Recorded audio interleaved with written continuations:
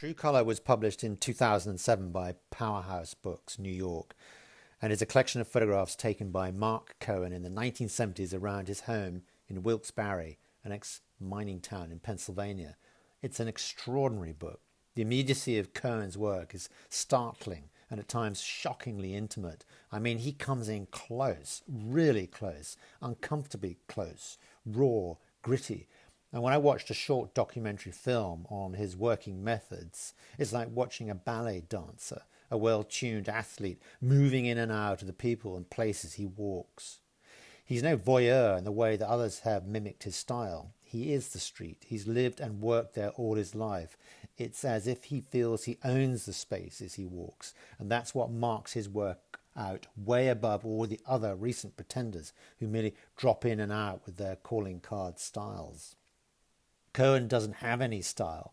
His pictures are made carelessly and haphazardly. They are snapshots. It's the closeness, a flow of life on the streets, aggressive. It's right on the edge of meaninglessness.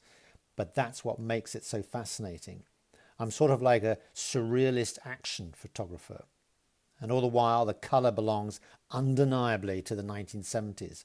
Not just the particularities of the film stock he's using, but the clothes, the combination of dress, the architecture of the streets, which are illuminated with a saturation and hue that marks out a time and a place.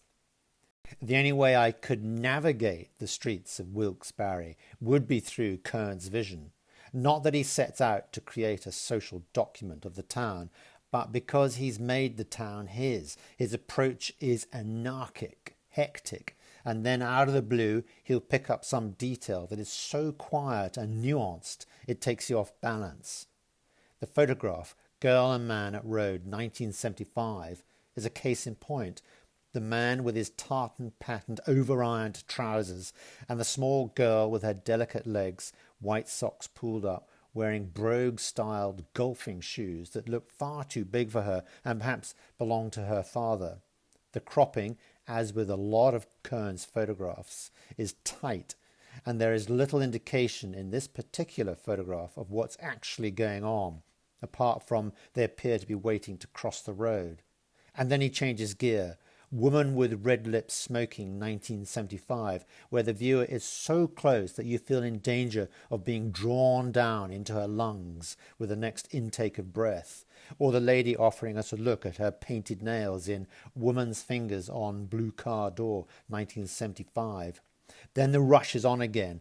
The photographs have become frenetic, haphazard, as with Boy Running Against Green Store 1977.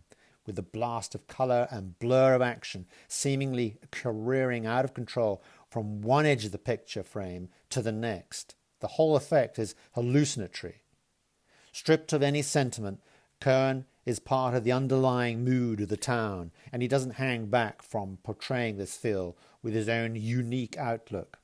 There's no pretense of some higher motive for doing the work he does, and you feel that he is almost at war with what he's seeing and the town that he's photographing. As Cohen states, there are themes that run through the work all the time, and it does become some kind of social, psychological document about my vision and what I look at and how I respond to people in the environment. In the introduction to True Color, Vince Aletti notes how Cohen dispenses with social niceties, how he thrusts us up against a boy's pale, naked torso, a girl's bare legs, a man's blurred, gesturing hand, and a woman exhaling from a cigarette. How often do we get this close to a stranger? It feels at once intimate and dangerous, like asking for a kiss or looking for trouble. In Cohen's own words, well, I was making art, so I suppose I had license. That's how I felt. The intrusion was to make something much more exciting and new than sneaking a picture on the subway, like those buttonhole Walker Evans pictures or Helen Levitt pictures. This is a whole different level of observation.